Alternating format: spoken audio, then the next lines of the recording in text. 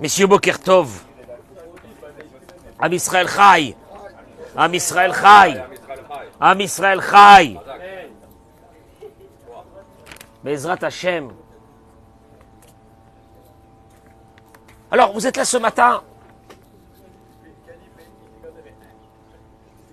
J'ai écouté hier Shmuel. C'est une introduction pour ce cours de ce matin, en attendant que nos amis se connectent et qui partagent ce cours. Un russe qui parlait en russe. Il y avait un sous-titrage en français, donc j'ai pu comprendre. Et ce russe disait, Monsieur Poutine, je ne comprends pas. En Russie, il y a 130 millions d'habitants.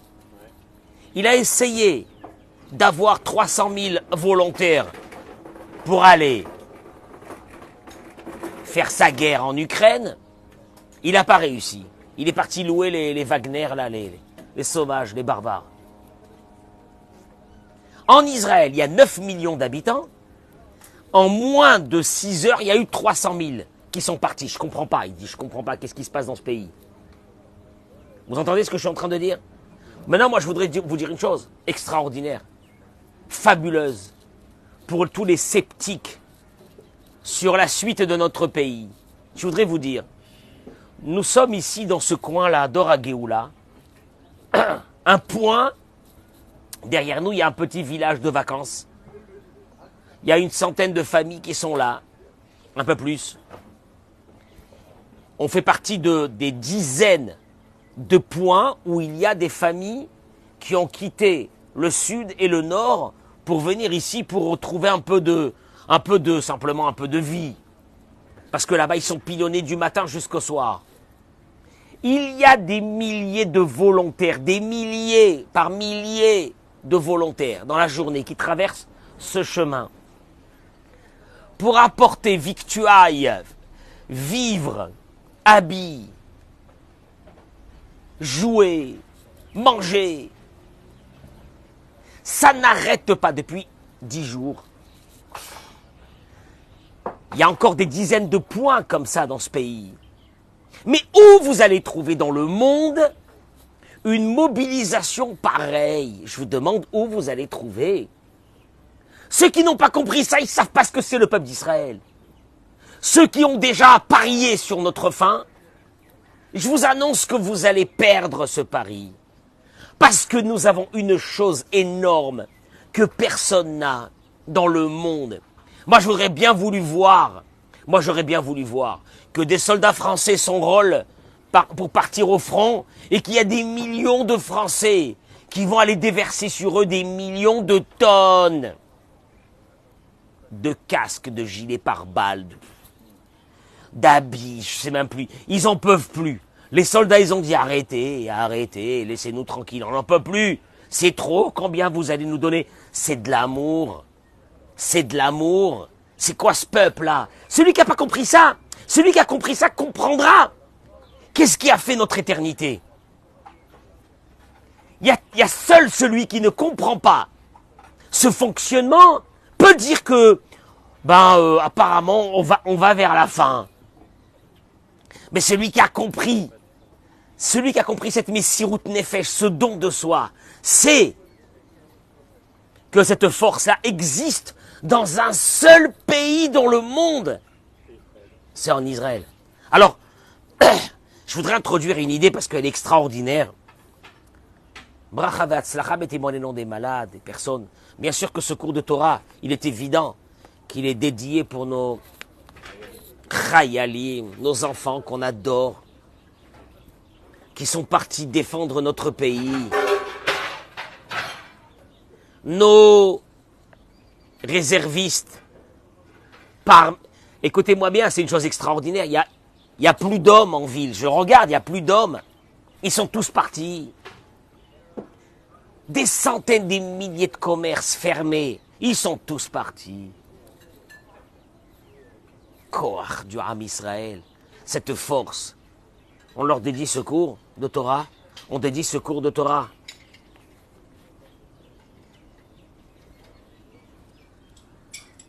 À toutes ces personnes qui sont parties, égorgées, assassinées. Je vais intervenir cet après-midi sur un sujet qui est très très grave chez nous aujourd'hui. J'interviendrai une autre fois dans la journée. Que j'aurais pas voulu qu'on perde le visage humain. Parce que le juif n'a pas le droit de perdre le visage humain. J'interviendrai, je ne vais pas rentrer dans ça maintenant. Celui qui me suit verra ça dans la journée Bezrat Hashem. En souhaitant que ces paroles de Torah fassent que nos prisonniers, on appelle ça des prisonniers, c'est pas des prisonniers, ils ont été kidnappés par des nazis. Je dis même plus le mot islamiste ou quoi, c'est des nazis. C'est le terme exact des nazis, des civils, puissent retourner chez eux, Bezrat Hashem, Amen, Keni Ratson. La Torah nous raconte dans la paracha de cette semaine l'histoire de Noach. Vous allez voir qu'à travers ça, je voudrais dire quelque chose d'extraordinaire. Au moment où c'est que Dieu demande à Noach de préparer cette teva, cette arche, dans lequel le reste de l'humanité va être sauvé, pour qu'après ce déluge recommence une nouvelle vie, il lui dit, Veata et toi, écoutez bien les mots, Kar lecha, prends, lecha, alors il a traduit ici en français, prends pour toi, Mikol ma'achal, de toute nourriture, Asher yachel qui se mange, Veasavta elecha, et tu la rassembleras vers toi, et ce sera pour toi et pour eux pour manger. En deux mots, Eric, qu'est-ce qu'il est en train de demander Dieu? À Noach, ramasse de la nourriture qui servira pendant une année dans cette arche. Sauf que le Kliakar, un des grands commentateurs de la Torah, ramène la chose suivante. Parce que c'est marqué Karlecha. Prends de... Hein? Non, prends pour toi. Non mais... je m'excuse. Quand je te dis de prendre, c'est pour qui? Ben c'est pour toi. Prends de la nourriture qui te servira pour manger. Hein? Non mais il va rentrer dans la teva. Il va rentrer dans la teva. Avec les animaux. Si je te dis prends de la nourriture, c'est pour qui? C'est pour toi. Donc le Kliakar dit le mot lecha, prends pour toi, le mot toi est en plus. Et donc le Kliakar, il va prendre ce mot de lecha, il va le changer. Prends de toi. Qu'est-ce que ça veut dire prends de toi? Le Kliakar, il dit, on retrouve ce mot dans les 4 espèces. Ulkartem lachem. Prenez de vous. Traduction des mots, c'est que le loulav et le hétrog, on le sait, doivent nous appartenir. Prends de toi. Qu'est-ce que ça veut dire prends de toi? Il dit le Kliakar, Shelo yomar Noach belibo, que Noach ne dit pas dans sa tête et dans son cœur, Henayom o machar yamutu kulam, vu que l'humanité entière va quoi? Elle va quoi? Elle va disparaître. La malou ikar michelahem. Ben, de toute façon, on va disparaître. Non, c'est une voiture qui est là-bas. On va disparaître. Tu entends, Gérard? Vu que tout le monde va disparaître, j'ai le droit de prendre de la nourriture qui appartient aux autres. Non, Dieu lui dit, Karlecha, prends de toi. Tu dois prendre que ce qui t'appartient. Dieu, je t'en supplie, explique-moi. Vu que l'humanité va disparaître, et que donc toute la nourriture qu'il y a dans ce monde-là, quoi? Toute la nourriture qu'il y a dans ce monde-là, quoi? Hein? Va disparaître. Si elle va disparaître, autant quoi? Autant, c'est Baltachrit. Autant se servir. Dieu lui dit, Noach, écoute-moi bien ce que je te dis.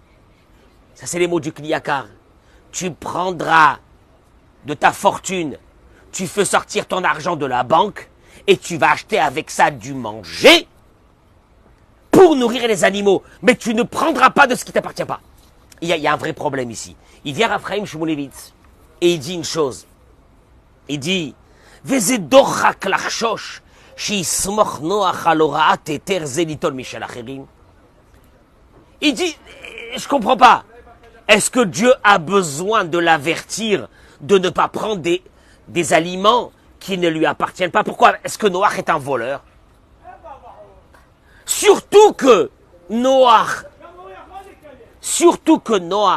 arrive à une conclusion ici. Laquelle? C'est que toute l'humanité va disparaître à cause de quoi? Du vol. Hein? Non, mais merci. À cause du vol. La Torah nous dit Kimala Haaretz Hamas, car la Torah a été remplie de Hamas. Dans la Torah, Hamas, c'est le désordre, le vol. Hamas, c'est pas un mot qui est venu par hasard dans la paracha de cette semaine. Kimala Haaretz Hamas mi penehem, car la terre a été remplie de vol, de désordre. Le désordre, le chaos. Et ce groupe-là, ce groupuscule, il a pris quel nom? Hamas. Noach sait que l'humanité va disparaître à cause de ce vol, de ce désordre. Est-ce que Noach aurait eu dans sa tête l'idée de quoi? Mais d'aller voler? Bien sûr que non. Donc Raphaïm Shmulevitz dit, je comprends pas. C'est bizarre que Dieu a besoin de l'en avertir. Pourquoi il va l'avertir? Qu'est-ce que tu m'avertis? Tu m'avertis de quoi maintenant? Que je dois payer mon alimentation? Pourquoi tu me prends pour un voleur? Quand je sais que l'humanité va disparaître à cause de ce vol? Enfin, il continue Raphaïm Shmulevitz, il dit la chose suivante. Surtout que il est écrit dans le Pasuk Vayavo Noach el Ateva que Noach est venu dans l'arche. Chazal, ils disent, comme on a vu hier dans le cours, que Noach faisait partie de ceux qui étaient pauvres, on va appeler ça, pauvres en émouna, en foi. Ma'amin ve'eno ma'amin. Il avait la foi, il n'avait pas la foi. Et là, il dit Raphaïm Shmulevitz, attention, ne pensez pas que Noach avait un manque de foi. Noach se disait une chose. Noach savait combien Dieu aimait l'humanité. Et Noach avait une perception des choses qui étaient un peu différentes. Il disait, c'est sûr qu'en fin de compte, Dieu ne va pas quoi? Détruire l'humanité. Surtout que nous savons qu'il est écrit dans Masechet Avot, Asaran Dorot mi Adam ve'ad Noach. Il y a 10 générations depuis Adam jusqu'à Noach. Et les 10 générations, ils ont fauté. Et la Mishnah dans Masechet Avot continue, il dit pour te montrer combien Dieu, il est quoi? Il est patient. Donc Noach se disait en fin de compte quoi? Peut-être qu'en fin de compte, il ne va pas y avoir quoi? Le déluge. Donc dis-moi, quand tu vois que quelqu'un a une perception des choses, que Dieu ne détruira pas le monde, est-ce que tu penses qu'à un moment donné, il va aller prendre les aliments qui appartiennent à l'humanité pour les faire rentrer dans sa teva? Non, parce qu'il se dit qu'en fin de compte, il ne va pas y avoir de déluge. Alors, Raphaïm Shmulevitz a un problème avec ce Kliakar. Le Kliakar du début du cours était le suivant. Prends de toi. Ne va pas prendre ce qui appartient aux autres. Ne te dis pas que les autres vont mourir. Mais il dit Raphaïm Shmulevitz, je comprends pas. Noach lui-même était un des sceptiques de ce déluge. Peut-être que ce déluge n'arrivera pas. Donc dis-moi, si tu penses que le déluge n'arrivera pas, est-ce que tu vas aller prendre les aliments qui appartiennent aux autres? Bien sûr que non.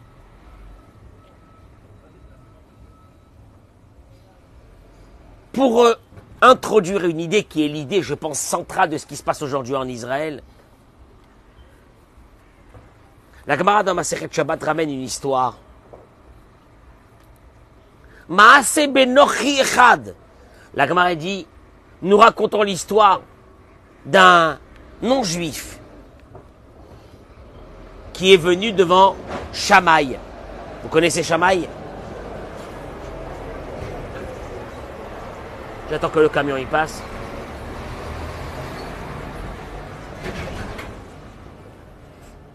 Vous savez qu'il y a eu dans la Torah 2 grands maîtres. Beth Shammai et Beth Hillel. La maison de Shammai et la maison de Hillel. Un goy, un non-juif est venu chez Shammai. Il lui a dit à Shammai, Gaïreni, Gemara dans Masechet Shabbat Daf Lamed Aleph. Gaïreni almenat shetelamdeni kol haTorah kula kshani omed al regel echad. Il lui a dit, regarde, à Shammai, j'ai pas le temps. Je vais me mettre sur un pied. Combien de temps tu peux rester sur un pied? Lève-toi debout et reste sur un pied. Combien de temps tu peux rester? Alors, 30 secondes. Non, Mordechai est un sportif. Il peut rester 1 minute. Bon, allez, 1 minute. C'est un sportif. Mordechai, Marcel, 1 minute. Apprends-moi, je voudrais me convertir. Apprends-moi la Torah en 1 minute.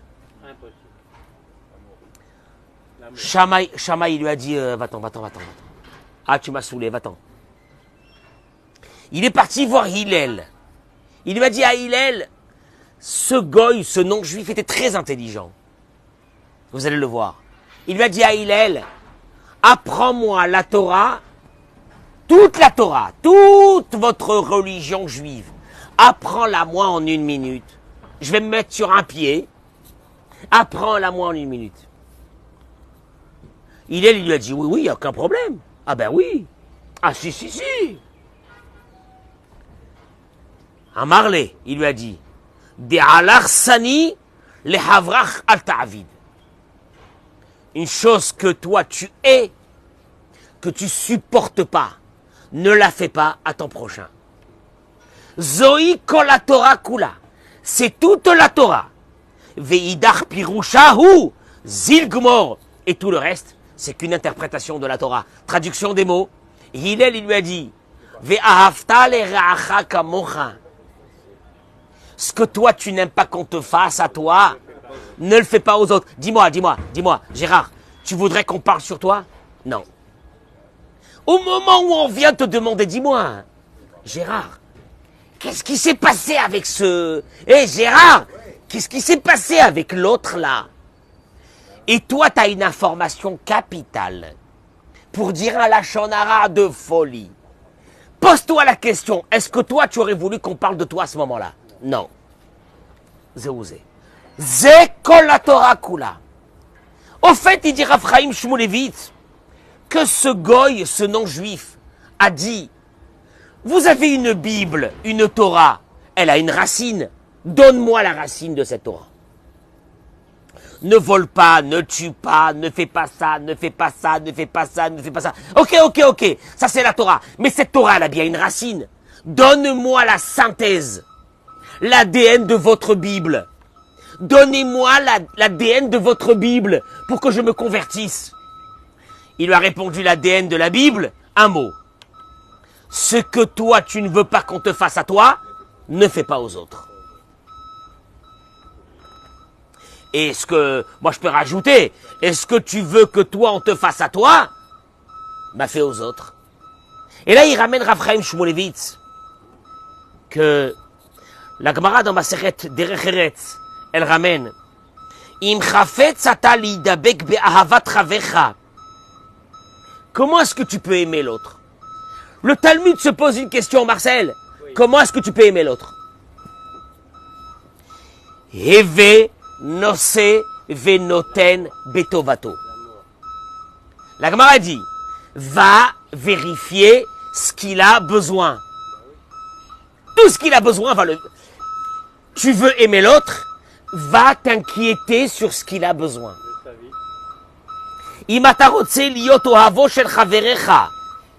Si tu veux arriver à l'amour du prochain, ou les kayem, excusez-nous, on est en temps de guerre, hein.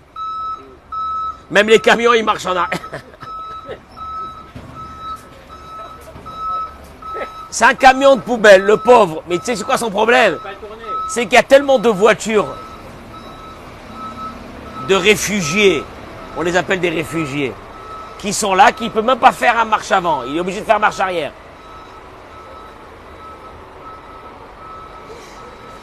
La Gemara dit, si tu veux arriver à aimer quelqu'un, aimer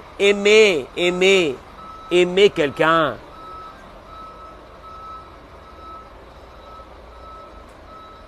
il y a des gens qui ne savent pas aimer. Il y a des personnes qui pensent qu'ils savent aimer, mais ils ne savent pas aimer.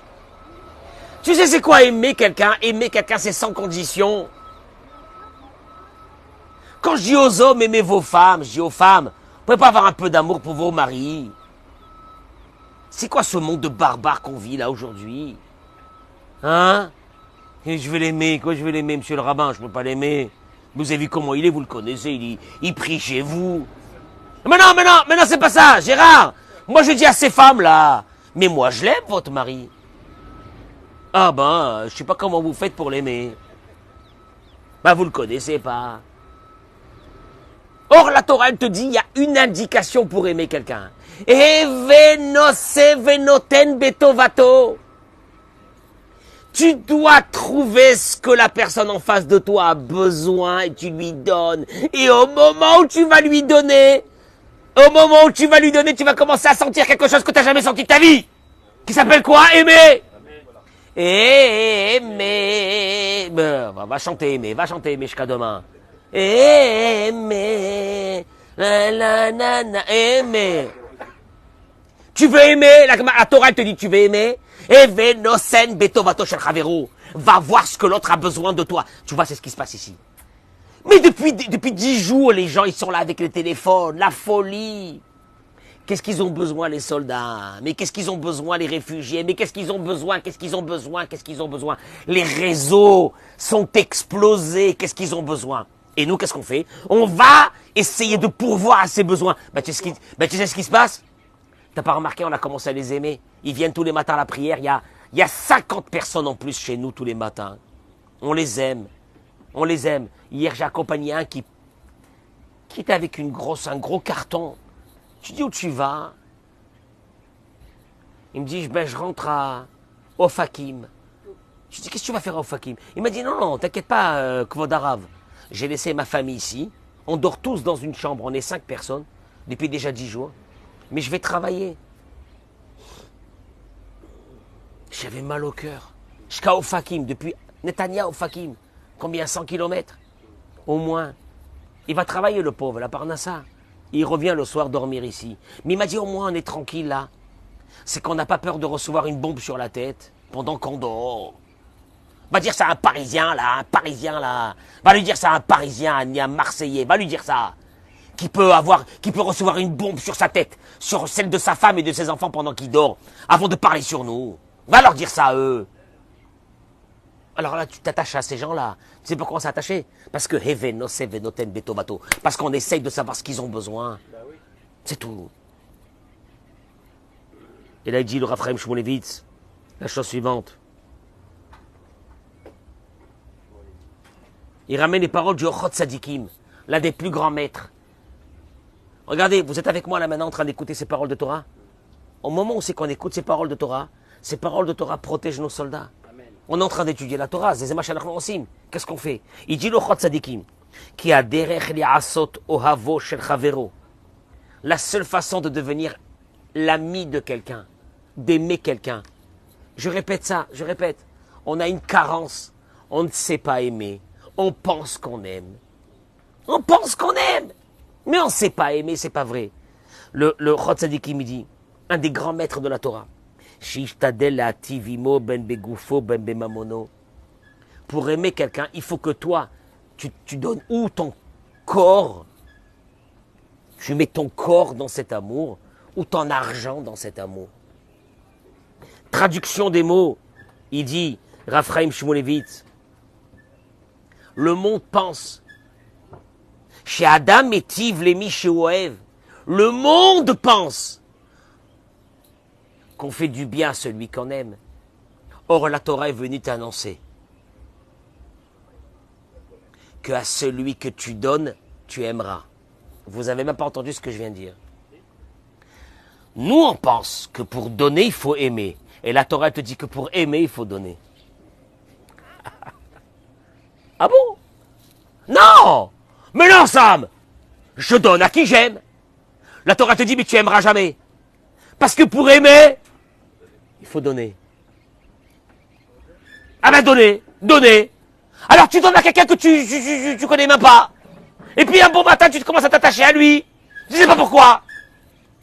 Et la Torah te dit, tu sais d'où est venu le problème du carence de l'amour dans notre société? Parce que nous, on croit qu'on aime. Non, la Torah te dit, pour aimer, il faut donner son corps, il faut donner sa force, il faut de la sueur vis-à-vis de l'autre, et là tu vas commencer à l'aimer.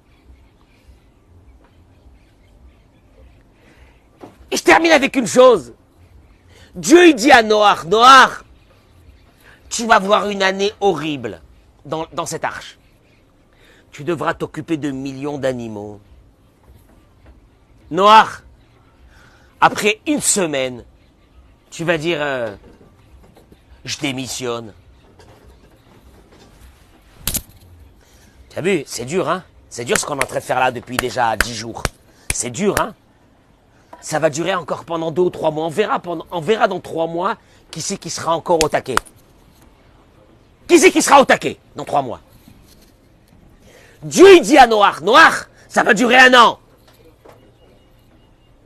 Je suis pas sûr que tu vas tenir 1 an de t'occuper de ces animaux. Le Midrash y ramène. Il y avait des animaux qui mangeaient à 2 heures du matin. Il y avait des animaux qui mangeaient à 6 heures du matin. Il y avait des animaux qui mangeaient à 3 heures du matin, c'est leur horaire. Puis il y a des animaux à 3 heures d'après-midi. Maintenant, je t'explique.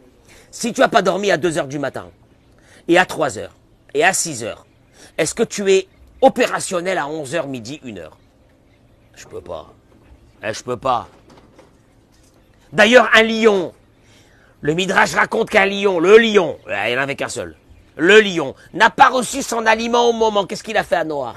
Il lui a donné un coup. Noach a boité pendant des années. Il lui a donné un coup à Noach, il dit, tu vas pas me à manger. Et là, il dit, Raphaïm Shmulevitz, c'est ça la raison du kliakar. Quand le kliakar, il dit, il faut que tu amènes de ton alimentation à toi. C'est pas parce que Noach allait voler de l'alimentation qui appartenait aux autres. C'est pour dire à Noach, tu sais comment tu vas t'attacher à ces animaux? C'est quand tu prends ton porte-monnaie, tu vas l'ouvrir, tu vas le défoncer, tu vas dépenser tout ton argent pour acheter quoi? De la bouffe. Pour qui? Bon, un lézard. Mais je l'écrase, moi, ce lézard. Une grenouille. Elle est là, tu fais une grenouille. Puis d'un seul coup, tu te retournes. Tu vois devant toi un rhinocéros qui te regarde mal. Et il faut lui donner à manger. Tu as dépensé ton argent. Tu sais ce qui va se passer?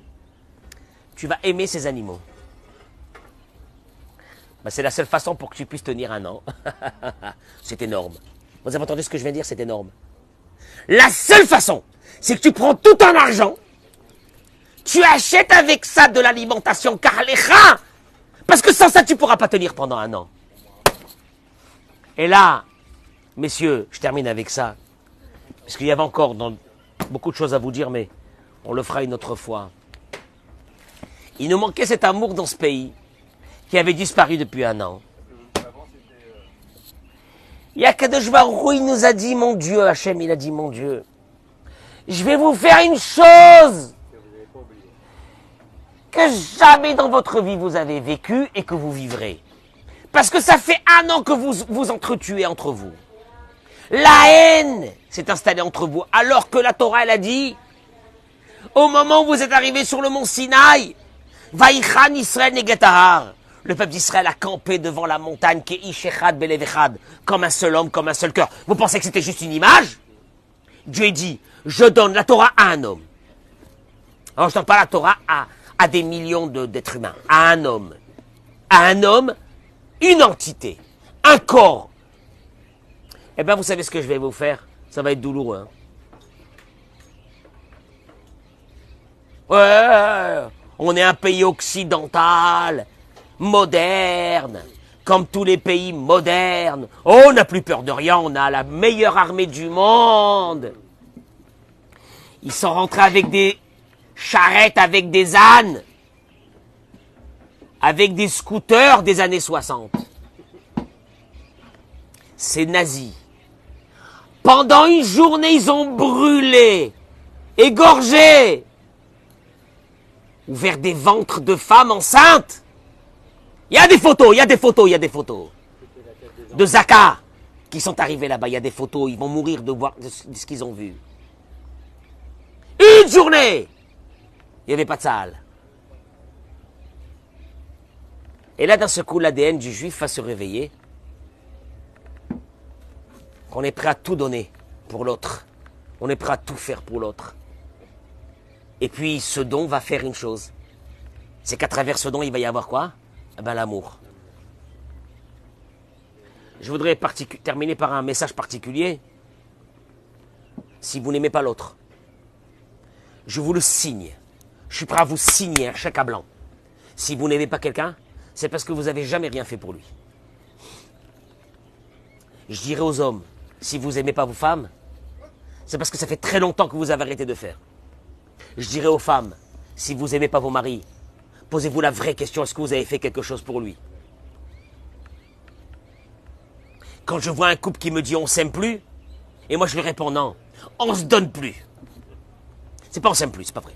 Tu sais pourquoi? Tu sais pourquoi? Tu sais pourquoi? Parce que même un animal, si tu lui donnes, tu l'aimes. Quand tu as vu cette petite vidéo de ces chiens qui ont été ramenés de la bande de Gaza à leur propriétaire, aux rescapés. Tu as vu comment ils ont sauté sur les chiens? Ces chiens étaient cachés en dessous des lits pendant des jours. Et ils les ont repris. Ah, tu vois cette image? Comment les maîtres, ils sautent sur leurs chiens. Des hommes, des femmes et des enfants. Un chien. Mais ce chien, il m'a tellement donné à ce chien, cet animal, comme Noir, que ce chien, mais il y a de l'amour. Il y a de l'amour.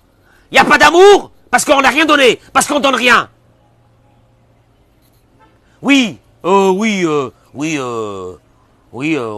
donne sa carte bleue. C'est tellement impersonnel. Oui, la femme te prend, te jette une assiette devant la table, j'en sais rien, moi. Je te dis des choses, je caricature. Où est l'amour? Où est le don de soi? Où est le cœur?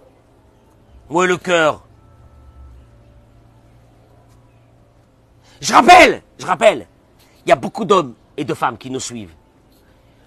Ils pensent qu'ils aiment, ils savent aimer. C'est faux. Aimer, c'est pas sur une journée. Aimer, c'est pas sur un soir. Aimer, c'est sur des années. Hachem, il a dit à Noir, ça va durer 1 an, ce massacre. Jour et nuit, tu vas pas dormir. Le Midrash, il dit que Noir vomissait du sang. C'est les mots du Midrash. Tu te rappelles, Eric, on a vu ça? Il vomit. Tellement qu'il travaillait et qu'il ne dormait pas. Il a donné sa santé, le type. Mais pour arriver à ça, il fallait une chose. Cette Messirut Nefesh, ce don de soi, de se donner, de donner son argent, de donner son corps, de donner sa vie. Ah ben, à un moment donné, il s'est attaché à ces animaux. Et c'est grâce à ça que nous avons ces animaux aujourd'hui. Parce que s'il avait arrêté au milieu, il serait mort, le 3/4 serait mort dans l'arche, et puis... Bah, on serait sorti avec 2 crocodiles, parce qu'il nous faut pour Lacoste, 2 crocodiles, 2 crocodiles, 3 rhinocéros, et puis ça y est, le monde aurait été fait de ça. Tu te rends compte? Kalecha, il lui a dit, Dieu prend de toi, il faut que tu prends ton âme, il faut que tu prends ta vie, il faut que tu la donnes. C'est ce qu'on est en train de vivre dans ce pays aujourd'hui.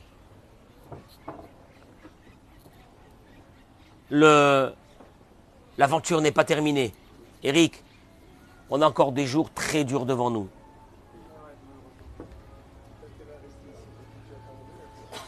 Parce que nous n'avons pas de solution. Le nazisme, Daesh, on n'a pas de solution, il n'y aura pas de cessez-le-feu. Ne vous inquiétez pas. On ne peut pas vivre à côté de Daesh. Moi, j'aurais bien voulu qu'en Seine-et-Marne ou en Seine-Saint-Denis, il y a du Daesh qui tue tous les jours et qui égorge. Bon, enfin, on le voit, on voit ce qui se passe en France et en Belgique. Non, c'est un loup solitaire. un malade. Le nazisme et Daesh égorgera l'humanité. Si on lui donne la possibilité, il le fera. Vous inquiétez pas pour ça. Ouais, c'est un cas isolé. Et combien de cas isolés? Il y a eu déjà plusieurs centaines de morts en France depuis quelques années. Mais c'était que des cas isolés, hein. À Nice, au Bataclan, etc. C'est des cas isolés, hein. C'est des cas isolés. C'est que des fiches S. Et des fichiers S. Tu vas dire, mais non, c'est pas ça, on explique. On explique que c'est normal qu'ils égorgent. C'est des fichiers S. Des barbares, des sauvages. Comme par hasard, c'est pas des Suédois, hein. C'est pas des Suédois. C'est pas des Suédois. C'est des islamistes, tous, à 100%. Qui veut dire des nazis. Des barbares. Les barbares du monde moderne. Comme il y avait les barbares au Moyen-Âge. Les barbares du monde moderne. Vous inquiétez pas, on va les nettoyer. Ça prendra du temps. Mais on a une chose qu'on a gagnée. On a une chose qu'on a gagnée. Laquelle? Ah ben, c'est qu'on commence à aimer les autres. Ça ramène l'entité du peuple d'Israël. Alors là, on va devenir très, très, très, très fort. Très, très fort. C'est pas les Américains qui vont nous sauver, vous inquiétez pas. On va devenir très, très fort. Regardez les messages de la Torah dans cette paracha qui malaretz Hamas, car la terre s'est remplie de Hamas. Hamas, c'est marqué dans la Bible, hein. Ah, c'est pas aujourd'hui, hein. Va chercher une Bible qui a 2000 ans, tu vas trouver le mot Hamas. Non, cette poubelle, on va la terminer, si Dieu veut. Vous inquiétez pas, cette poubelle de l'humanité, on va la terminer. Vous inquiétez pas, la lumière est toujours venue du peuple d'Israël. Nous, on va la terminer, et peut-être que l'Occident se réveillera, elle aussi, pour terminer sa poubelle qui se trouve chez eux, Be'ezrat Hashem. Mais nous, on va cultiver une chose extraordinaire, c'est l'amour de l'autre. On va continuer. Et Baruch Hashem, et tu sais quoi? Des voisins. J'habite dans un bâtiment de 20 étages, hein, c'est ça? 21. Avec, quand tu rentres, il y a un lobby. Il y a un gardien. Parce que nous, on n'est pas comme les... Nous, on est plus moderne que tout le monde. Salle de sport, salle de jacuzzi, piscine, machin, ce que tu veux. Mais j'avais des voisins que jamais ils m'ont parlé. Ils m'ont jamais parlé. Pourquoi ils m'ont pas parlé? Je sais pas, parce que je suis barbu, J'aurais barbu. Ils m'ont jamais parlé. Et là, shalom, shalom, shalom. Manishma, Mashlomra, je kiffe, j'adore. Je les aime, c'est mes frères. Je les aime. Manishma, Mashlomra. Aïe, aïe, aïe, aïe, aïe. Dommage que ça nous a coûté. Dommage que ça nous a coûté tout ça. Ouais, mais c'est ça notre peuple. Notre peuple à nous, c'est ça. C'est ça notre peuple. C'est ça. C'est ça. Ça fait 3500 ans. Les gens, le monde n'a pas compris que pourquoi on est encore là. Parce que c'est ça. Venez voir ce qui se passe dans ce pays. C'est la folie. Il y a une dame qui est passée, là maintenant, il y a un quart d'heure, avec des sacs, mais des sacs. Elle est partie à Maxstock. Elle a acheté des jouets. Elle arrivait même pas à marcher. Mais où tu vas trouver ça? Où tu vas trouver ça dans le monde? Où tu vas trouver ça dans le monde? Et ça n'arrête pas, hein. Ça fait 11 jours. Ça n'arrête pas. Am Israël Chai, Am Israël Chai, Am Israël Chai. Le peuple d'Israël va donner la lumière au monde entier. Vous inquiétez pas, vous allez le voir. On n'est qu'au début. On n'est qu'au début de la fin de l'obscurantisme. Vous allez le voir. Mais on s'arrêtera pas. Vous inquiétez pas, on s'arrêtera pas. On éradiquera. On éradiquera le nazisme de ce monde. Le nazisme, parce que c'est pas la définition du nazisme. Allez la chercher sur Wikipédia, vous allez voir que c'est exactement ce qui est en train de se passer ici. Be'ezrat Hashem. Et on a peur de personne, on a peur que de Dieu, et Dieu s'occupe de nous, Be'ezrat Hashem.